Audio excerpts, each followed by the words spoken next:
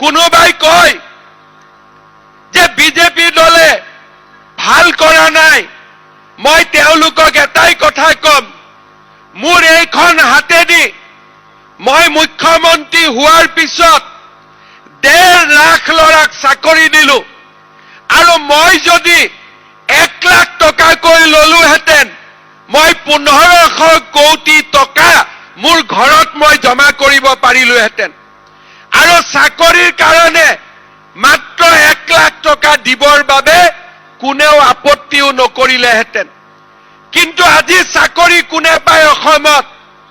ঠেলাৱালাৰ ল'ৰা, ৰিক্সা চালকৰ ল'ৰা, গাঁৱৰ বিধৱা মানুহৰ ল'ৰা, আৰু কষ্ট কৰি কাম কৰি ঘৰৰ আধা পেটত খাই স্কুললৈ যোৱা দুখীয়া মানুহৰ পৰিয়ালে আজি অসমত চৰকাৰী চাকৰি পায়। যি চাকৰি যোৱা কালিলৈ আমি কল্পনা কৰিব পৰা নাছিলো, আজি তেনেকুৱা পৰিয়ালৰ ল'ৰা ছোৱালীয়ে চৰকাৰী চাকৰি পায়। APSCত বহি থকা অজগৰক লৈ আহি আমি চিৰিয়াখানাত তালা মাৰি বন্ধ কৰি দিলো, যাতে কোনো দুখীয়া মানুহৰ টকা তেওঁলোকে খাব নোৱাৰে। ইয়াৰ ফলত কি লাভ হৈছে?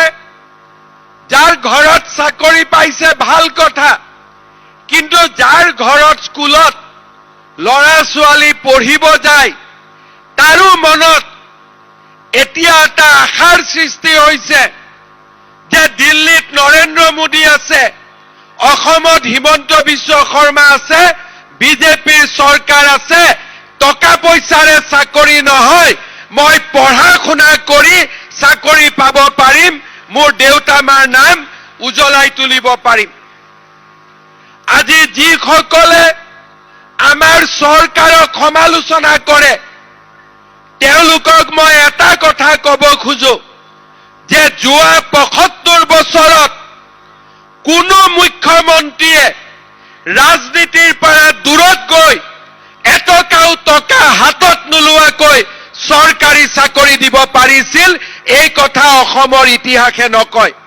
কোনোবাই যদি টকা লোৱা নাছিল, ৰাজনৈতিকভাৱে চাকৰি দিছিল, কিন্তু এইখন চৰকাৰে টকাও লোৱা নাই, ৰাজনীতিও কৰা নাই, অসমৰ চৰকাৰী চাকৰি জগতখনলৈ নিৰ্মল গংগাক নমাই আনি অসমৰ ৰাইজৰ সেৱাত আমি